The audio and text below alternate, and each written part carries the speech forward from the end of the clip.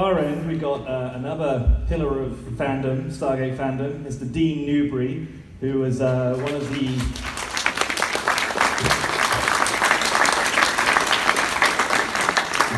co-owners of the prop block, so there's a good chance if you're into Stargate memorabilia, you may have been in contact with Dean and some of the amazing things that he's been able to enable fans to get their hands on.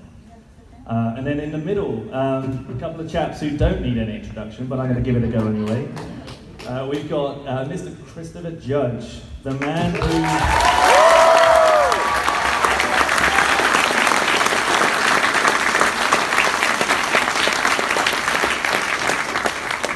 If you've watched Dialing Home, has a trousers collection that could make even Ball the System Lord blush. I'm pretty sure we have people tuning into Dialing Home on Stargate Command just to see what pair of trousers he's wearing next. He's helped create one of the greatest characters in science fiction history, one of the greatest catchphrases in science fiction history. Indeed. Oh yeah.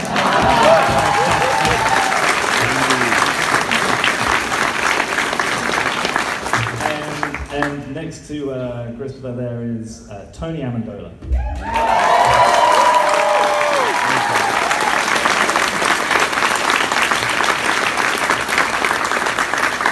We all know and love him as Master Braytac. Honestly, one of the nicest guys in show business, just exactly like his character. And then next to Tony, we've got James DiGiulio. Did I butcher that name? DiGiulio. So the Italian section. Yeah.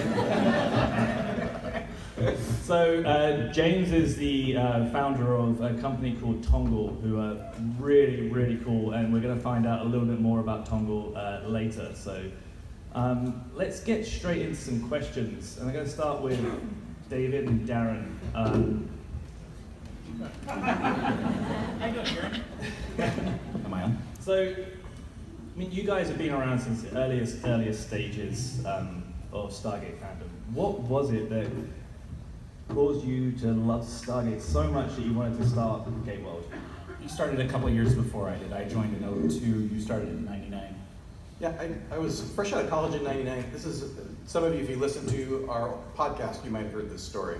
I was watching the third season of SG-1. There's a episode called, what was the title? Joel and R's Memories. Joel and R's Memories. Have you seen it? So there's this moment at the end of the episode where the bad guy takes off his mask, right? And it's who? It's Apophis back from the dead. And that struck me so much because I'd grown up watching episodic shows that more or less sort of tied things up at the end of the hour, didn't refer back to their old continuity. So that night I went on to my computer and I created a little website. It was a little, but it was from that moment, it was a sort of celebration of Stargate, of its continuity, its attention to itself. I think that's a great way that the show has always respected its fans, is with the continuity. So Gate World was born. It was little for a long time. And then David kind of came along and we started getting stuff going, yeah. Yeah, it was, he did more of news and editorial, and I did more of outreach with these guys over here in starting with trying to get more exclusive interviews with the cast and the crew. That must have been really hard having to deal with these guys. You should have heard me the first time I talked to Amanda Tapping. It was, I was a little fanboy, nervous as hell. But she really treated me well, and it just took off from there. We started getting invited to the set, and I mean, it was nuts. Yeah, I started going to the set in 2004. The first time I met Chris Judge was... I'm sorry. was at a convention in Chicago, and for some reason this little kid got access to like the VIP green room that you guys had upstairs on like the 8th floor. So I'm sitting there just like shooting the breeze with Chris Judge. First time I've ever met an actor. Amanda Tapping walks in the door, and I wanted to like stop the interview and say, "That's Amanda Tapping." So That was the story. That was the end. Right, most of the tapping effect. Most of my Chris Judge stories are about Amanda Tapping. I've never met Amanda, but I'm pretty sure I would be. Just like I was like, it's Christopher Judge. So you guys have been around for so long. Early stages of internet fandom. We're now in an age where we have social media, for better or worse. How have you seen the fandom evolve over those years?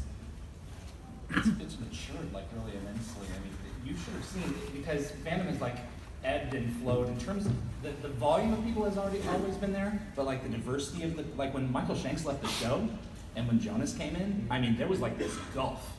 You know, regardless of how you feel about Jonas or Daniel or anything else, it was like, wow, you know, these people really care. And I had never seen anything like that before. That's what stands out to me. That was the first sort of demonstration of the passion that we all have for the show. Stuff like that mattered, right? Major cast changes mattered.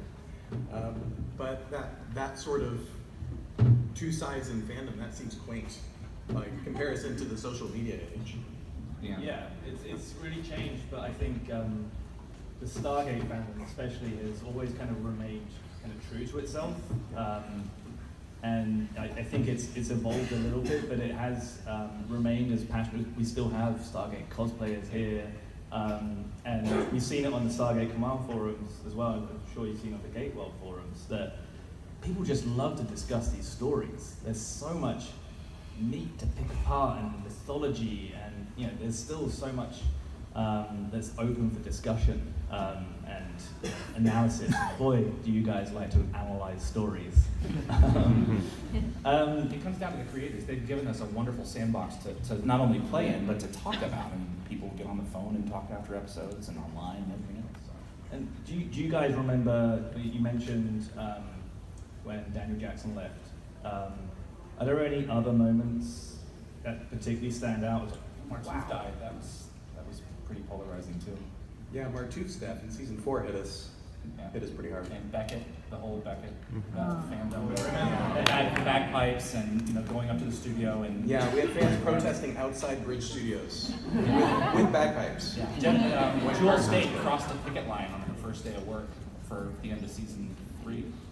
So she told us that story in Dialing Home. Yeah, that's the passion of Stargate fans. And for you, David, you started off your fandom with Gatewell, and now you're doing a lot more with us over here. Sorry, Dan, just stole them a little bit. At Stargate Command. Where is your kind of core passion for the franchise? Well, I've always been an AV guy, but I think for me it really is the unlimited potential of the story and the fact that it's us. So I love to keep track of canon and I love to keep track of continuity and the fact that they care so much about it when be it the different people who have been involved in it from the films to the TV series to Origins, everyone has always wanted to make sure that it is as accurately portrayed as possible based on what has come before. And also, but it's also in modern times too, so you have to maintain that. So my passion has always been with canon and maintaining continuity. And there are a few people I know that have a more encyclopedic knowledge of Stargate canon than David. I mean, this guy, you can mention like, oh, remember that time that Jack O'Neill was drinking a cup of coffee with his left hand and he switched it, and he'd be able to rattle off the episode name just like that. And you're one of those people too, so. And you know, the passion that we all have for Stargate, I think, was really telling when we came back to San Diego Comic-Con last year. There hadn't been any new Stargate out for about 7 years, but when we launched San Diego Comic-Con, Stargate Command at San Diego Comic-Con, and we launched the platform a few months later, the forum just lit up. Like the comment sections just lit up. It was like we'd never been away. And do you think it's because of the stories and you know the craving for more stories that has just kept us all, you know, it's kept that love for Stargate when we're being bombarded by so many new sci-fi franchises. I think we're still running Stargate. Brad Wright said it, it's evergreen, you know, so babies have been born that have now watched the show and have gotten into it, and it's a family show, so you can talk about it, it's topical, you know. We actually, I think at New York Comic Con, we met a few people who were named after Stargate characters. That's when you had to, wow. Team, you're named after Stargate. I had a cat. Dean has one. Yeah. He has a Sam. You have a Sam? I have a cat named Jaffa.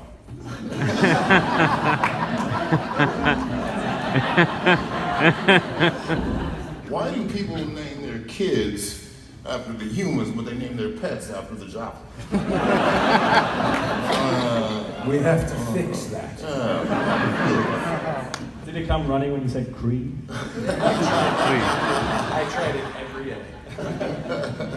I can attest to that. That would be great I if would hear somebody him over named their Skype. kid like Braytac Johnson.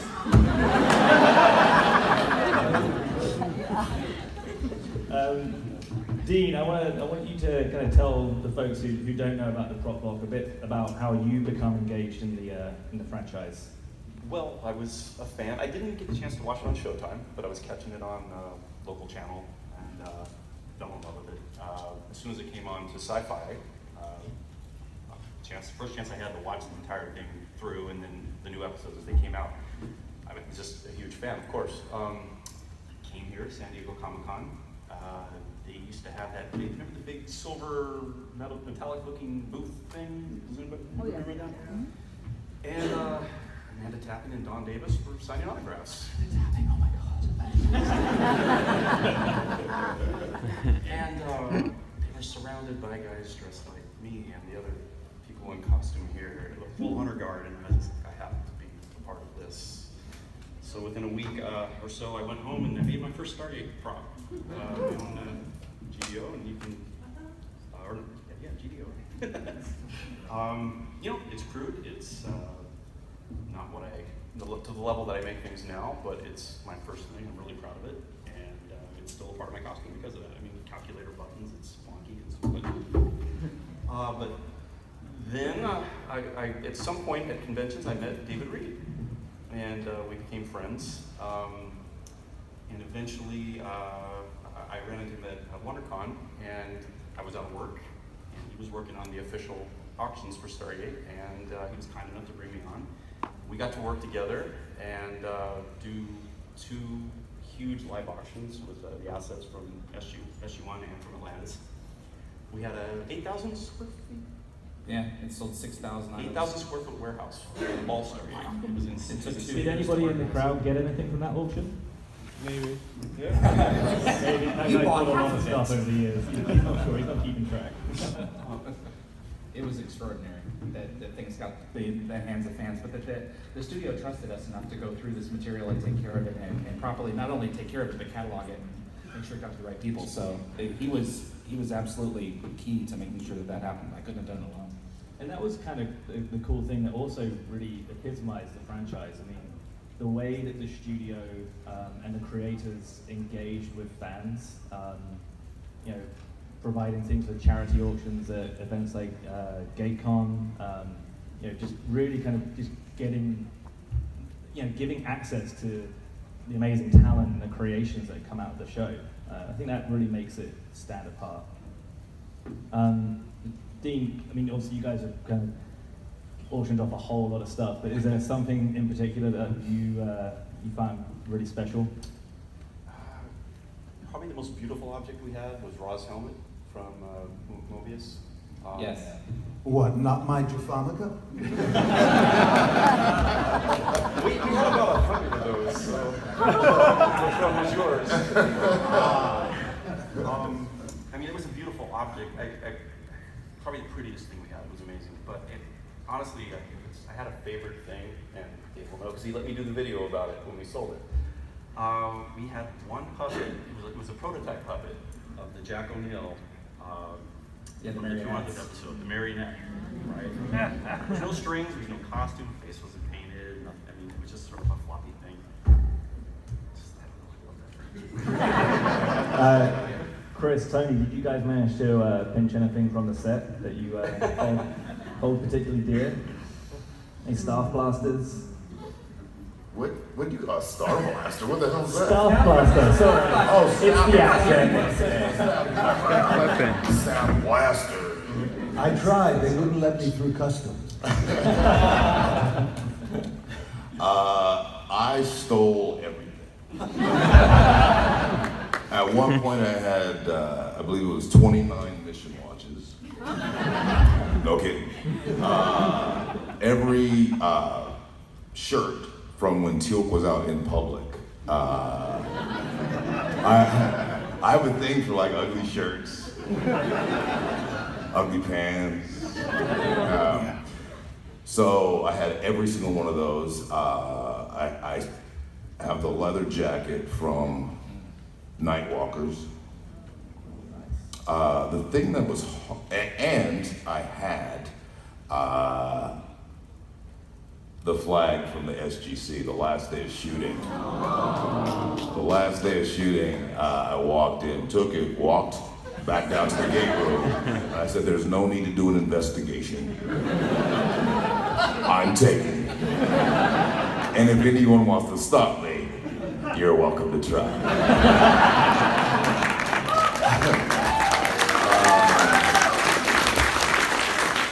So over the years, I've pretty much given everything to charities.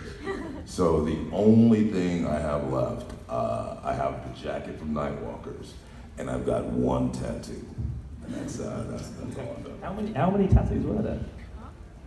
Went through several You know times. they were, well, oh, that's right, I forgot. In the beginning, there was a three-piece construction that took like almost an hour to do, because you'd have to put on one piece at a time and fill it with the thick skin and da-da-da. By the end, it was a sticker that was silicone and latex, and it literally took less than 30 seconds to put on. But the interesting thing, we used, at the end, remember that originally, I don't know if they were still using it when you came. There was a stuff called Prozaid. So I don't know if you're familiar with Michael Dorn's suit, Paramount, because this Prozaid, this glue that held appliances, leaves really bad burns. So in the beginning, we were also using Prozaid. So I actually had the Jaffa symbol burned into my forehead. So I would like go out and I'd always wear hats and stuff because I was really self-conscious about it. And after the show started, one night I went out and I forgot my hat in my trailer. So I kind of sat over kind of by myself, and these young ladies came up and said, are you the from Stargate? It's like, why, yes. Yes, I am. But because of that, we actually switched to Beta Bond. Beta Bond and, that was after the Telesis we went to, which you know from hospitals, because like when you have cuts or whatever, if you don't get stitches, they glue your skin together with this Beta Bond. Hollywood used so much of it that hospitals couldn't get it because they would charge Hollywood, 4 or 5 times what they would charge hospitals. So there was like a worldwide shortage of Beta Bond because Hollywood was using so much of it. I got a couple of the tattoos, and it was, particularly when you're shooting up in summer, all of a sudden, they put sunscreen on, but then come on, you'd have this mark. But and it was, I guess what really sort of you knew the series was sort of winding down when instead of using Telesis, they started using nail guns for the application. No, but I do have a couple of those. Do you? I do. So Do you put them on at all? Just like walk around the house with this tattoo? Okay, that's a little creepy now. Chris, so obviously pretty much everyone in this room, if you don't know who Chris played on the show. The black guy. I played the black guy. Spoiler alert. I mean, even people who aren't that familiar with Stargate are like, oh, is that the one where it's got the guy with the gold thing on his head? Oh yeah, I need to watch that. But what a lot of people don't know is that you actually, you wrote a good number of episodes throughout the run of the show. How did that opportunity to start kind of writing some episodes come about? Well, in the beginning, we had a couple writers that would write the Jaffa episodes. The truth of the matter is no one really liked to write Jaffa episodes because they were always over budget. And then you had to write the dialogue the way the Jaffa spoke. So we actually, those two writers moved on, and the only person who wrote Jaffa episodes was Peter DeLuise. Well, around season 3, 4, you know, it was not lost interest, but I wouldn't. Let's face it. When all the rest of the cast was going home to learn lines, I'd get out the bar because it doesn't take a lot to remember Indeed. Thank you, O'Neill. You are correct, Daniel Jackson.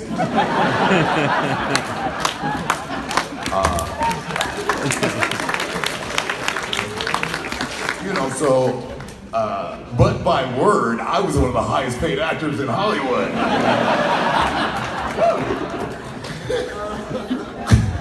So, it was interesting. I would, you know, and it's funny now, it wasn't funny then. I would come to work in various stages of the remnants of the night before. Interesting story. I would use my time on set to catch up on the sleep I didn't get the night before. So very early on, we were at a briefing room scene. You know, there's 7, 8, 9 characters there who all talk, and I don't say a word. So I would be nodding off during these 5, 6, 7 pages of dialogue. And I believe it was Peter DeLuise who was directing. So I hear from behind the monitors as I'm snoozing, Chris? Because that's the way he talks. Are you sleeping? So I sat bolt upright and I said, what? Teal'c is an alien. He has left his family, he's left his people in order to achieve freedom for his people. Why would he be interested in what these people of Earth have to say? So DeLuise is like, oh, sorry. It's like, you bought it. A couple episodes later. Episode, they had a meditation scene written into the script. So that was the origin of Kel No Rimi.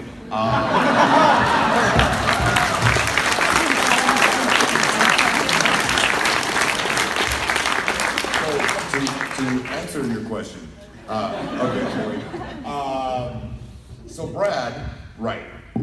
I really truly owe all of my writing to Brad, because he came to me and said, "Look, if you want Age of Lost Stories, you've got to write them."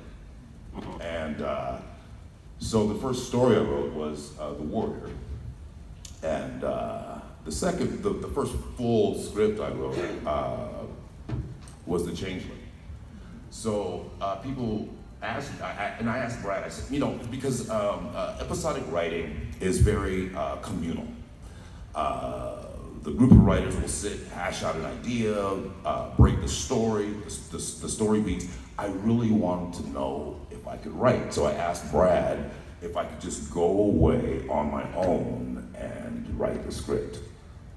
And he said, sure.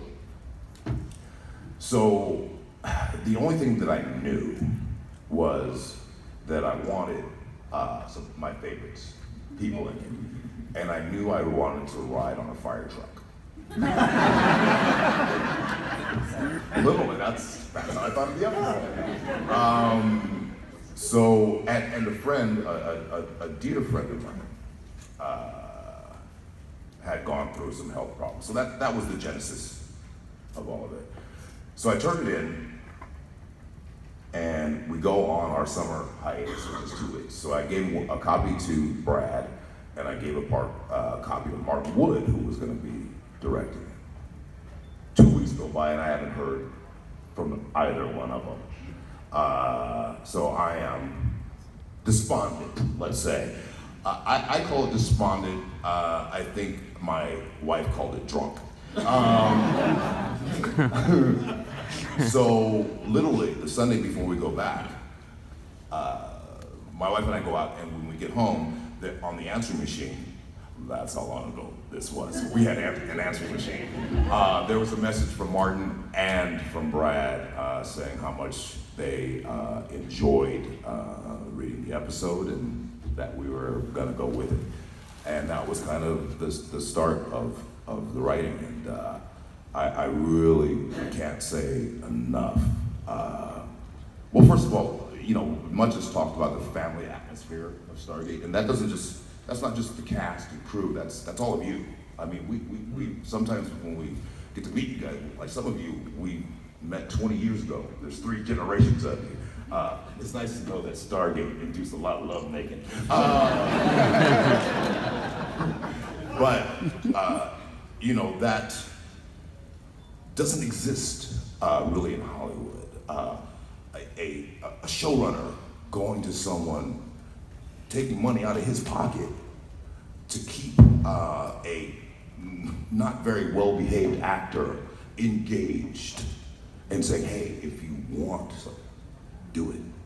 And it really comes to pass. And that is such a microcosm of the entire Stargate experience. That how much this whole community cares about each other. That's what's so beautiful and exciting that it's still here. It's because you guys. It's because it's so exciting.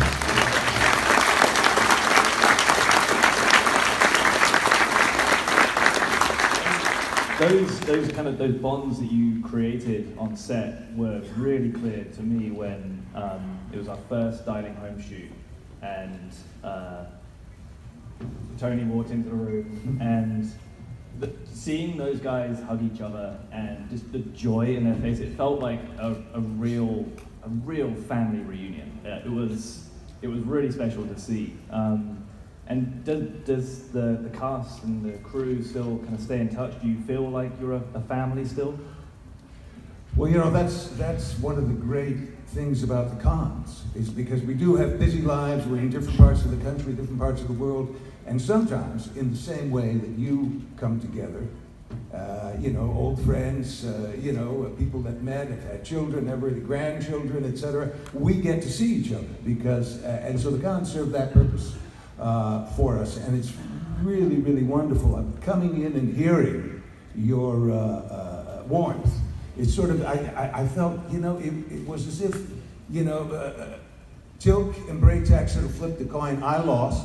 I had to go to Chulak to get a particular brand of Starbucks coffee and walk back in the door, and you were here, and I said, what did I miss? That was the feeling. It's so alive, the sense of ownership of the fans as well, and we really appreciate that because the chemistry is between the two of us. We are very aware that we would not be here were it not for you. And so we're greatly, greatly appreciative, and it's so wonderful to see familiar faces. It's not like, I may not know your name, but I certainly remember your face, etc. And so many of you. So you're kind of like Rick with us. Yeah. Rick would say for how long you and Carmen would come up. Oh, right. And he would start talking to you, and you would realize that he was telling a story, something that happened with Carmen, and you would go, I'm Tony. That's right, Rick. And Rick would go, no, you're not. Okay. I have to say, there's one other thing. It's so great when you do, you're talking about family, you're talking about the relationship between characters. Television happens very, very quick. You get a script, you get hired, isn't it wonderful? You're going to go out, you read the script again, And you know Richard Dean Anderson's in this, but that's not important to me. I need to read the script at this point and see what is important to me, to Braytac. And what was important to me was this guy. So from the moment I arrived on set, it's not as if you have weeks, months to warm up and know each other. You just have to get a sense. And as an actor, you get a sense because if it's a woman who you're supposed to be intimately related to, you have a relationship and it just doesn't click, you need to create that somehow. And I do have to say, because I wanted to enjoy Vancouver so much, that I didn't want the job to be too hard. And when I found Chris, we just sort of looked at each other, and it was like, okay, this is good. This is going to be good. And things sort of developed from there. And because, you know, you may not know this, but actors like to complain. You know, and so I so admired the fact that when the stories weren't being written, Chris did something about it, and then followed through. And you know, he has great taste in the other characters he put in his episodes. No, but truly, you know, honestly, that is something special, and the whole world. I mean, there's so many different people. Amanda was sort of the welcoming, you know, because we're guys bumping into each other. You know, Rick is sort of the grumpy uncle in the corner, you know. You know, and then you had Chris, Michael, you know, it was, and Don, of course, as well. You know, we used to have geezer lunches. So, because Chris would be sleeping because of the night before. And so Don and I would have geezer lunches. So I want to talk a little bit about Braytac. For me, probably the best sci-fi father figure there is out there. I mean, for me, there's top three. You've got Obi-Wan Kenobi, you've got General Hammond of Texas, and Master Braytac. No Darth Vader? Yeah, I'm not sure about the father figure bit. How did you? I mean, you touched on it briefly there, but you know, he appears when he first appears. He's kind of cautious. He's skeptical about these Tory. How did you, as the character kept on kind of recurring, evolve your portrayal of it? Did you get a lot of input into Braytac? You know, input without a lot of discussion. You know, input, sometimes you have to understand as an actor, there's so much going on that if they say nothing, it means you're doing a good job. You know, as opposed to saying, what should I, can I, do you want me to? No, just do your job. And so that happened, and you're right. Initially, you don't want to jump to the end. You don't want, when I read the script, I felt the only person I was confident in and was trying to protect was Till. Everyone else was either an annoyance or a threat or incompetent or something in relation to my protection of him. So consequently, because of that, of leaving that door open, I think it's why they continued to write and gave me actually a non-verbal piece of business that was one of the fans' favorite, and it was in Serpent's Lair, which is when I walk in, and you know, Rick approaches me, and I proceed to give him the old forearm in the head, you know, you know, because I think a lot of people sort of wanting to do that. But you know, I will say this: that was a great gift Rick gave to the show as well. Was his humor. And you know, made it possible for so many stories and the sense of family, because you know, you always have that odd uncle, as I'll use that image again, you know, with the odd joke, and that's what Rick would do, and so I played it.